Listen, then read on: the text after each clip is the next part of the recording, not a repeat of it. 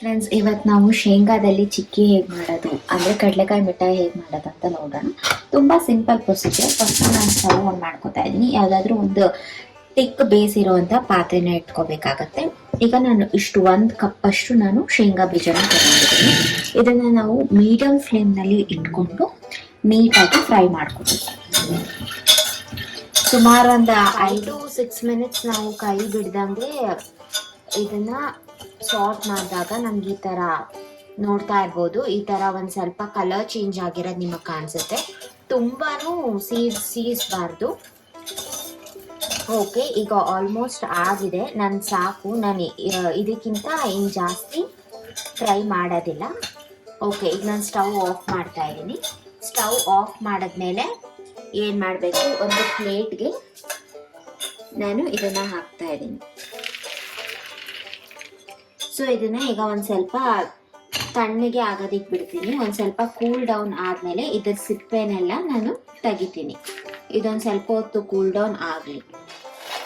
ಈಗ ಇದು ತಣ್ಣಗಾಗಿದೆ. ಸೊ ನಾನೇನು ಮಾಡ್ತಾ ಇದ್ದೀನಿ, ಎಲ್ಲಾದ್ರದ್ದು ಸಿಪ್ಪೆ ತಗೋತಾ ಇದ್ದೀನಿ. ಅಂದರೆ ನಾನು ಕಂಪ್ಲೀಟಾಗಿ ಸಿಪ್ಪೆ ತೆಗಿತಾ ಇಲ್ಲ, ಸುಮ್ಮನೆ ಮೇಲ್ ಮಾತ್ರ ಸಿಪ್ಪೆ ತೆಗಿತಾ ಇದ್ದೀನಿ. ತುಂಬಾ ಸಿಪ್ಪೆ ತೆಗಿತಾ ಇಲ್ಲ ನಾನು.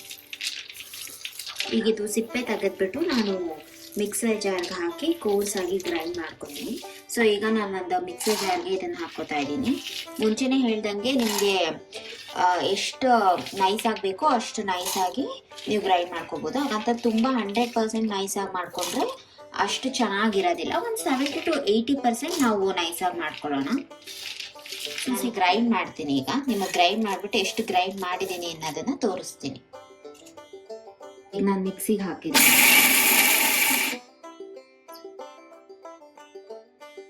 ಇದು ಮೇಲ್ಗಡೆದೆಲ್ಲ ಪುಡಿ ಆಗಿರೋದು. ಸೊ ನಾವು ಒಂದ್ಸಲ ಕೈ ಆಡಿಸ್ಬೇಕಾಗತ್ತೆ. ಕೆಳಗಡೆ ಎಲ್ಲ ನಮಗೆ ಪುಡಿ ಆಗದೆ ಇರೋದು ಹಾಗೆ ಇರುತ್ತೆ.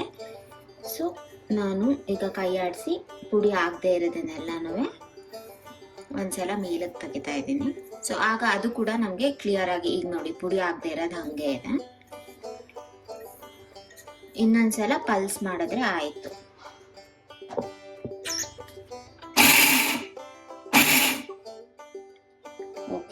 ಈಗ ಆಗಿದೆ. ನಾನು ಇಷ್ಟೇ ಪುಡಿ ಮಾಡೋದು. ಇದಕ್ಕಿಂತ ಇನ್ನೂ ಜಾಸ್ತಿ ಮಾಡಿದ್ರೆ ತುಂಬ ನೈಸ್ ಆಗಿಬಿಡುತ್ತೆ, ಆಗ ಅಷ್ಟು ಚೆನ್ನಾಗಿರೋದಿಲ್ಲ. ಸೊ ಈಗ ನಾನು ನಿಮಗೆ ನೆಕ್ಸ್ಟ್ ಏನು ಮಾಡೋದು ಅನ್ನೋದನ್ನು ತೋರಿಸ್ಕೊಡ್ತೀನಿ. ನಾವು ಒಂದು ಕಡೆ ಪೌಡ್ರ್ ಮಾಡಿ ಇಟ್ಕೊಂಡಿದ್ದೀವಿ ಕಡಲೆ ಬೀಜನ. ಸೊ ಈಗ ನಾನೇನು ಮಾಡ್ತಾ ಇದ್ದೀನಿ, ಈ ಕಪ್ಪಲ್ಲಿ ನಾನು 1/4 ಕಪ್ ಆಗೋಷ್ಟು ನಾನು ಕಡಲೆ ಬೀಜನ ತೊಗೊಂಡಿದ್ದೀನಿ. ಅದಕ್ಕೆ ನಾನೀಗ ಅರ್ಧ ಕಪ್ ಆಗೋಷ್ಟು ನಾನು ಬೆಲ್ಲನ ತಗೋತಾ ಇದ್ದೀನಿ. ಸ್ಟವ್ ಆನ್ ಮಾಡಿ ಬೆಲ್ಲನ ಹಾಕ್ತಾ ಇದ್ದೀನಿ. ಸೊ ಬೆಲ್ಲ ನೀಟಾಗಿ ಪಾಕ ಬರಬೇಕು. ನಾವು ನೀರು ಏನು ಬೆರೆಸೋದು ಬೇಡ. ಸೊ ಇದು ನೀಟಾಗಿ ಪಾಕ ಬರೋದಂಗ ಬಿಡಬೇಕು. ನೋಡ್ಬೋದು ಅದು ಪಾಕ ಬಿಡೋದಕ್ಕೆ ಸ್ಟಾರ್ಟ್ ಆಗ್ತಾ ಇದೆ. ಸೊ ಈ ಸ್ಟೇಜ್ನಲ್ಲಿ ನಾನು 1 ಸ್ಪೂನ್ ತುಪ್ಪನ ಮಿಕ್ಸ್ ಮಾಡ್ಕೋತಾ ಇದ್ದೀನಿ. ತುಪ್ಪ ಆಪ್ಷನಲ್, ನೀವು ಬೇಕಾದರೆ ಮಿಕ್ಸ್ ಮಾಡ್ಕೋಬೋದು, ಇಲ್ಲ ಅಂದರೆ ಇಲ್ಲ. ನಾನು ಸ್ವಲ್ಪ ಟೇಸ್ಟ್ ಚೆನ್ನಾಗಿರುತ್ತೆ ಅನ್ನೋ ಕಾರಣಕ್ಕೆ 1 ಸ್ಪೂನ್ ತುಪ್ಪನ ನಾನಿಲ್ಲಿ ಆ್ಯಡ್ ಮಾಡ್ಕೋತಾ ಇದ್ದೀನಿ. ಸೊ ನೋಡ್ಬೋದು ಈಗ ಮೆಲ್ಟ್ ಆಗ್ತಾ ಇರೋದು, ಎಷ್ಟು ಚೆನ್ನಾಗಿ ಮೆಲ್ಟ್ ಆಗುತ್ತೆ ಅಂತ ನಿಮಗೆ ಗೊತ್ತಾಗ್ತಾ ಇದೆ. ನೋಡಿ ಈ ಥರ ಬರಬೇಕು. ನಾನು ಇನ್ನೊಂದು ಸ್ವಲ್ಪ ಇದು ಮಾಡ್ತಾ ಇದ್ದೀನಿ, ಬಿಸಿ ಮಾಡ್ತಾ ಇದ್ದೀನಿ. ಸೊ ನನಗೆ ಅನ್ಸಿದ ಪ್ರಕಾರ ಇಷ್ಟು ಸಾಕು ಬಿಸಿ ಆಗಿರೋದು. ಸೊ ಈಗ ನಾನೇನು ಮಾಡ್ತಾ ಇದ್ದೀನಿ, ಕಡಲೆ ಬೀಜನ ಆ್ಯಡ್ ಮಾಡ್ತಾ ಇದ್ದೀನಿ. ಸ್ಟವ್ ಆನಲ್ಲೇ ಇರಲಿ. ಕಡಲೆ ಬೀಜ ಏನು ಪುಡಿ ಮಾಡ್ಕೊಂಡಿರ್ತೀವೋ ಅದನ್ನೆಲ್ಲನೂ ನಾನು ಹಾಕ್ತಾ ಇದ್ದೀನಿ. ಹಾಕ್ಬಿಟ್ಟು ನೀಟಾಗಿ ಮಿಕ್ಸ್ ಮಾಡಬೇಕು. ಓಕೆ, ಈಗ ಇದಾಗಿದೆ. ಸೊ ಈಗ ನಾನು ಏನು ಮಾಡ್ತಾ ಇದ್ದೀನಿ, ಆಫ್ ಮಾಡ್ಕೋತಾ ಇದ್ದೀನಿ. ಸ್ಟವ್ನ ಆಫ್ ಮಾಡಿಕೊಂಡು ಈ ಥರ ಒಂದು ಪ್ಲೇಟ್ನ ತೊಗೊಂಡಿದ್ದೀನಿ. ಪ್ಲೇಟ್ ಮತ್ತು ರೋಲಿಂಗ್. ಸೊ ಈ ಪ್ಲೇಟ್ಗೆ ನಾನೇನು ಮಾಡ್ತಾ ಇದ್ದೀನಿ, ಒಂದು ಸ್ವಲ್ಪ ತುಪ್ಪ ಹಾಕ್ಬಿಟ್ಟು ಸವರ್ಕೋತಾ ಇದ್ದೀನಿ. ನಿಮ್ಮ ಹತ್ರ ಬಟರ್ ಪೇಪರ್ ಇದ್ದರೆ ನೀವು ಬಟರ್ ಪೇಪರ್ ಮೇಲೆ ತುಪ್ಪನ ಹಾಕಿ ಸವರ್ಕೊಂಡು ಅದ್ರ ಮೇಲೆ ಹಾಕ್ಬೋದು. ಸೊ ನನ್ನ ಹತ್ರ ಬಟರ್ ಪೇಪರ್ ಇಲ್ಲ. ಸೊ ನಾನು ಅದಕ್ಕೆ ಅಂತ ಪ್ಲೇಟ್ ಮೇಲೆ ತುಪ್ಪನ ಹಾಕಿ ಸವರ್ಕೋತಾ ಇದ್ದೀನಿ. ಆಮೇಲೆ ಈ ರೋಲಿಂಗ್ ಪಿನ್ಗೂ ಸಮೇತ ನಾನೊಂದು ಸ್ವಲ್ಪ ತುಪ್ಪನ ಸವರ್ತಾ ಇದ್ದೀನಿ. ಸ್ವಲ್ಪ ಇಟ್ಕೋಬೇಕು. ಈಗ ನಾವೇನು ಮಾಡಿದ್ದೀವಿ ಅದನ್ನು ನಾನು ಈ ಪ್ಲೇಟ್ ಮೇಲೆ ಹಾಕೋತಾ ಇದ್ದೀನಿ.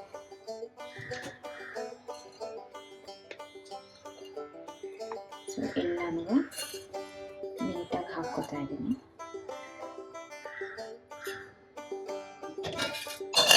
ಸೊ ಇದರಲ್ಲಿ ಏನಿದೆ ಅದನ್ನು ಎಲ್ಲ ತೆಗಿತಾ ಇದ್ದೀನಿ ನಾನು ಇವಾಗ.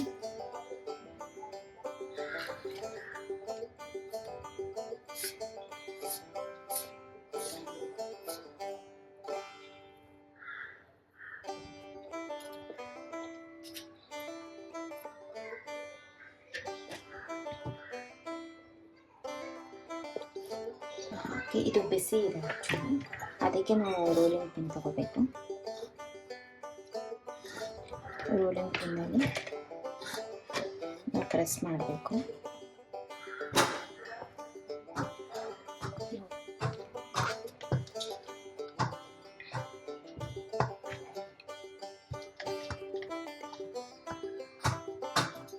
ಈ ಥರ ಸ್ಪ್ರೆಡ್ ಮಾಡಾದ್ಮೇಲೆ ಏನು ಮಾಡಬೇಕು, ಚಾಕುಲಿ ಕಟ್ ಮಾಡ್ಕೋಬೇಕು. ನಿಮಗೆ ಎಷ್ಟು ಸೈಜಸ್ ನೋಡಿಕೊಂಡು ನೀವೊಂದು ಲೈನ್ನ ಮಾಡಬೇಕಾಗತ್ತೆ ಚಾಕುಲಿ. ನಿಮ್ಗೆ ಯಾವ ಸೈಜ್ ಬೇಕು ಪೀಸಸ್, ಆ ಸೈಜ್ಗೆ ನೀವು ಕಟ್ ಮಾಡ್ಕೋಬೋದು. ಸೊ ನಾವು ಅಂಗಡಿಯಿಂದ ತಂದು ತಿನ್ನೋದಕ್ಕಿಂತ ಇದು ಆ್ಯಕ್ಚುಲಿ ಹೆಲ್ದಿ ಆಗಿರುತ್ತೆ. ನಾವಿಲ್ಲಿ ಯಾವುದೇ ಪ್ರಿಸರ್ವೇಟಿವ್ಸ್ ಆಗಲಿ ಏನು ಯೂಸ್ ಮಾಡಿಲ್ಲ. ಬೆಲ್ಲ ಮತ್ತು ಶೇಂಗಾ ಯೂಸ್ ಮಾಡಿದ್ದೀವಿ. ಸೊ ಕಡಲೆಕಾಯಿ ತುಂಬ ಪ್ರೋಟೀನ್ ಇರೋದು ಅಂತ ಎಲ್ಲರಿಗೂ ಗೊತ್ತು. ಸೊ ಈ ಥರ ದಿನಾಗಲೂ ಒಂದೊಂದು ಬಾರ್ ತಿಂದರೆ ತುಂಬ ಟೇಸ್ಟಿಯಾಗೂ ಇರುತ್ತೆ. ಸ್ವೀಟ್ ಕ್ರೇವಿಂಗ್ಸ್ ಏನಿದ್ರು ಅದು ಹೋಗುತ್ತೆ. ಆ್ಯಂಡ್ ಮೋರ್ ಓವರ್ ನಾವು ಹೆಲ್ದಿಯಾಗಿ ತಿಂತಾ ಇದ್ದೀವಿ. ಈಗ ಸೊ ನೋಡಿ, ಹೋಮೇಡ್ ಚಿಕ್ಕಿ ರೆಡಿ ಆಗಿದೆ.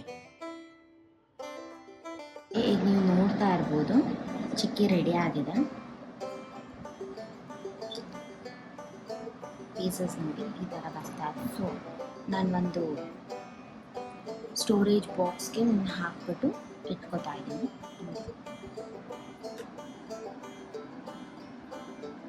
ತುಂಬ ಚೆನ್ನಾಗಿ ಬಂದಿದೆ ಆ್ಯಂಡ್ ಹೆಲ್ದಿಯಾಗಿ ಕೂಡ ಇರುತ್ತೆ. ನಾನಿಲ್ಲಿ ಕಪ್ಪು ಬೆಲ್ಲನ ಯೂಸ್ ಮಾಡಿರೋದ್ರಿಂದ ನಿಮಗೆ ಕಲರ್ ಡಿಫ್ರೆನ್ಸ್ ಗೊತ್ತಾಗ್ತಿರ್ಬೋದು.